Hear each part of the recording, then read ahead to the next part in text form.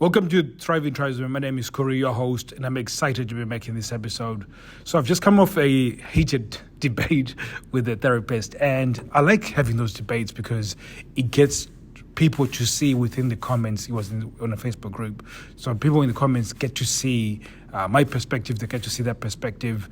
And 9 times out of 10, the therapist ends up becoming the one that's aggressive, the one that's shaming, the one that's really doing the things that are more that makes it seem like it's not worth going to a therapist.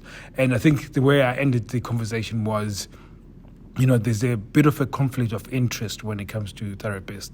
If a therapist is in inverted commas, if they're very good at their job, they'll become very poor. So they put an incentive to keep you coming to the next session, especially when it comes to a sexless relationship.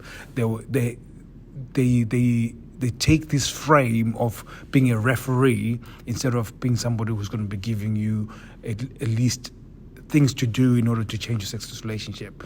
Now, if you think of it from the perspective that we were talking about diagnosis the other day, the diagnosis, if you diagnose it correctly, in terms of finding the solution is very easy to find, which is a behavioral situation. So by changing behaviors, it influences your sexless relationship and moving it into a positive place. So if you look at it from that perspective, the period in which you can get counseling and to healing should be a shorter process. So it shouldn't need years of counseling in order for you to get a result. And this is where my problem lies, because I was saying to him that, most counselors, most people that I've coached that have been through counseling, they've gone through years of counseling and still not got the result. The reason why is because there's a conflict of interest by trying to actually get somebody healed. So this is one of the biggest problems when it comes to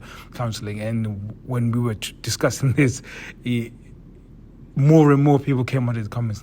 It was almost like this realization moment where everybody thought, yeah, it is a conflict of interest. Like, if they actually give you tools that will make you win, they'll become very poor because there will be less time that you're spending. So within marketing, we call it the lifetime value of a customer. So if you look at it from that perspective, if your LTV is short, so for example, if I could get you a result within 6 weeks, which we'll do within Reignited Men, if we can deliver that, and that's the counselors, then that means that the counselor is not making so much money. So it serves them really well to have 10 couples that will be with them for the next 10 years. So you've got income that's predictable.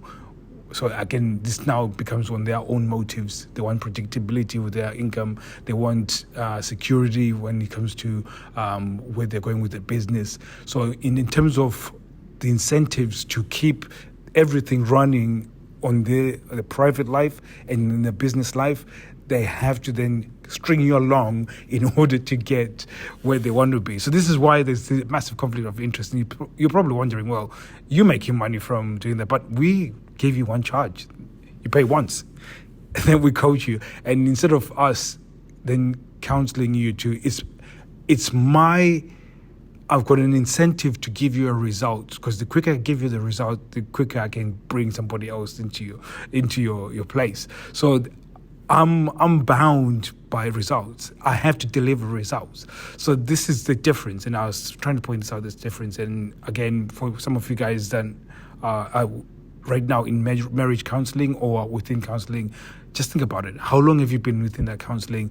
And how is it that you've been going for this long and never got the result that you wanted? I mean, they've given you all the sort of techno-babble, they call it. So they've given you these technical words, phrases to make it seem like you got momentum, but nothing is happening in the relationship. So I just thought I'll make that so you can just see that if you guys are going for marriage counseling, especially for a sexless relationship, I would tell you to stop right now. Stop with that shit. Go use it for personal training. Use that money to go personal training to the gym if you don't become part of the Reignited Men, which is perfectly fine. But go and do something else with that money. Don't waste it on counseling, especially on marriage counseling. It's bullshit. It's a massive conflict of interest for you to get a result from them. So again, let me thank you guys for your time. Hopefully I'll be seeing you guys soon. Hopefully that's been impactful for you guys, because I thought I just jumped on here from that, and I thought I wanted to help you guys. So if you guys are going through difficult situations, and I've been trying to put out more content because there's a whole lot of you that are listening right now. So I want to keep you updated and be hitting you guys at every different angle I can.